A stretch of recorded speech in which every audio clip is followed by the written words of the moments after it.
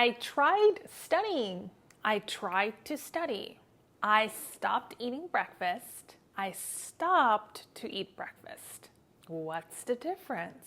Hola amigos, Chelsea from Amigo English. Did you know that there's a difference in meaning whether you use a gerund or an infinitive after the verbs try and stop? Moreover, did you know that certain verbs require only one form, either a gerund or an infinitive? Let's take a closer look at today's lesson. And don't forget, I have a free PDF of the lesson today and a worksheet downloadable in the link down below in the description. Okay, first, let's talk about gerunds and infinitives real quick. A gerund is a verb that ends in ing and acts like a noun. For example, eating, writing, swimming. Even though it's formed from a verb, it acts like a noun in a sentence. It's like a transformer robot, a verb transforming into a noun. For example, swimming is my favorite exercise. Here, swim turned into a noun through a gerund form, swimming, to become the subject of the sentence. Now let's look at infinitives. An infinitive is the base form of a verb with to in front of it, like to eat, to write, to swim. Infinitives can act as nouns, adjectives, or adverbs. For example, I want to swim. Here, to swim is the object of the verb want. Let's quickly sum that up. Gerunds, verb plus ing, acts like nouns. Infinitives, to plus verb, can act as nouns, adjectives, or adverbs. In English, verbs like try, stop, enjoy, want are naturally followed by either a gerund or an infinitive. For example, I enjoy swimming. I want to swim. The choice between them can change the meaning of the sentence, as you will see in today's lesson. Other times, only one option is correct. Knowing which to use can help you sound more natural and communicate clearly. For example, you can only use a gerund form with the verb enjoy. You would say, I enjoy swimming. She enjoys cooking. You would never say, I enjoy to swim or she enjoys to cook. Got it? Great. Now let's take a look at when to use a gerund versus infinitive and verbs that change their meanings depending on which one to use. When to use a gerund, verb plus ing. A gerund is often used when the action is a noun, thing, or when it's the object of the verb. You generally use it in the following three different cases. Number one, after certain verbs. Some verbs are naturally followed by a gerund, like enjoy. I enjoy reading books. We cannot say, I enjoy to read books. It's just wrong. Avoid.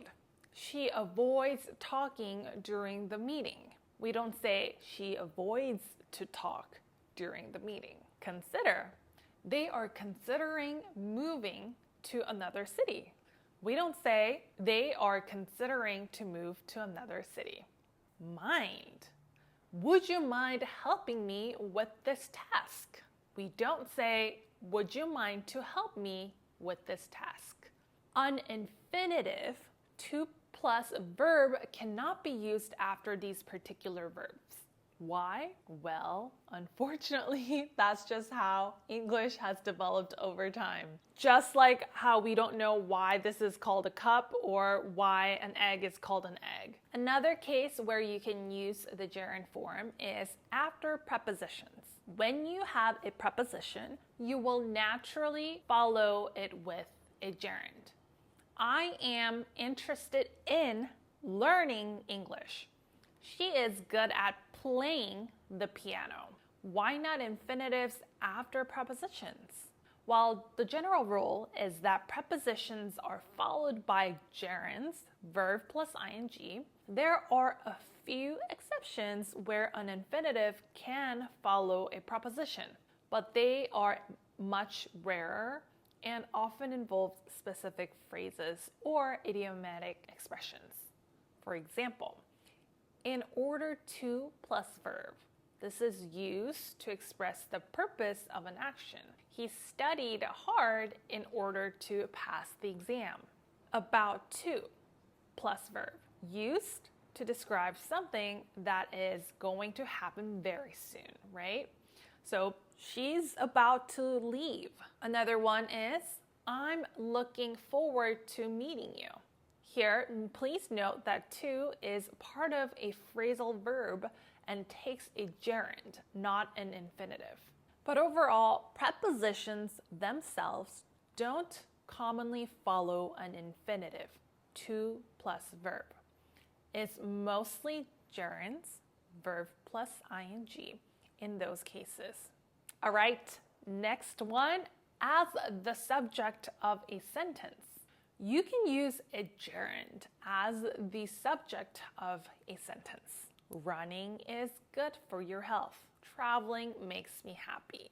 Before we continue, if you've been looking for a way to effectively practice your English, like our friend who commented on my last video right here, I highly recommend you give Amigo English a try. I've built Amigo English alongside the best team and the best investors who have backed amazing companies like Airbnb, Facebook, and LinkedIn. With real city-based scenarios, you will learn natural expressions and practice with our native speaker coach and your peers from 140 different countries. Amigo AI will then give you feedback on which mistakes to fix. After each lesson, you will get your report and you will be able to check where you can improve and how. We're running a huge discount for New Year's resolution right now, so I will list down the discount link below and let me know if you have any questions. All right, back to the video. Okay, we just covered when to use a gerund form. When do we then use an infinitive? To plus verb. Let's get into it.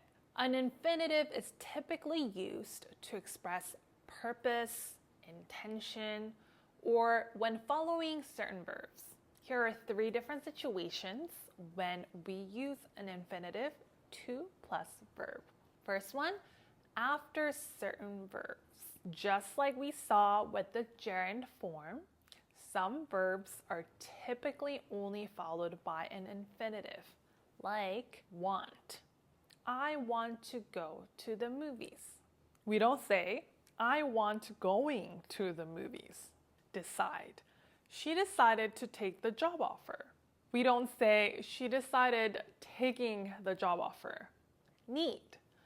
They need to finish the report by tomorrow. We don't say, they need finishing the report by tomorrow. Hope. We hope to travel next summer. We don't say, we hope traveling next summer. As you can see here, you should not use the gerund verb plus ing form with these verbs.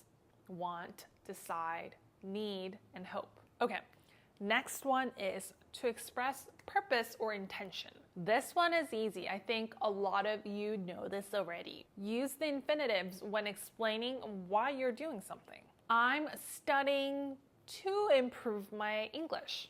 Purpose, right? He went to the store to buy some milk. It's an intention, right? Easy peasy. All right, so then what is the last situation where we have to use an infinitive? Well, the last one is after adjectives. You often use an infinitive after adjectives, especially when talking about your feelings, desires, or opinions. For example, she is happy to help you. It's difficult to learn a new language. This structure is common when we want to express a feeling or an attitude about a particular action or situation.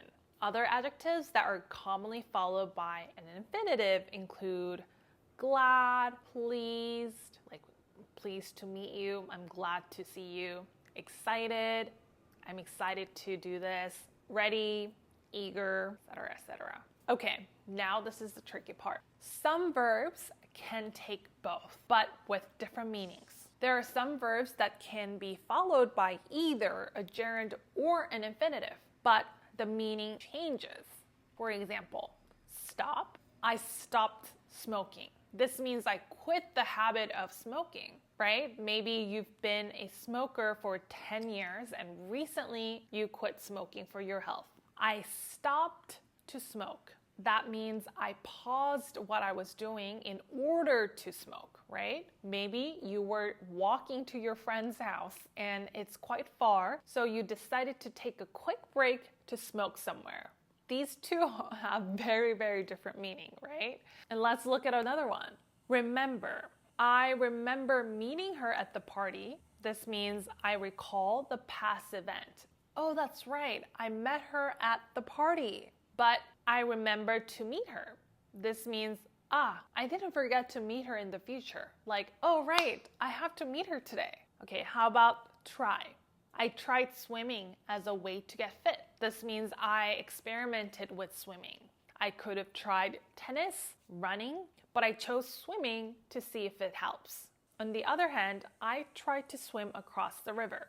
This means I attempted to swim, but might not have succeeded, which means maybe I failed and drowned in the river. All right, there you have it. Today we talked about when to use a gerund or an infinitive. As a reminder, I have a free PDF summary of today's lesson and a worksheet for you to download in the link down below in the description. I also send out free English lessons through my newsletter, so you can subscribe to that through the link below. All right, with that, see you in the next video. Ciao!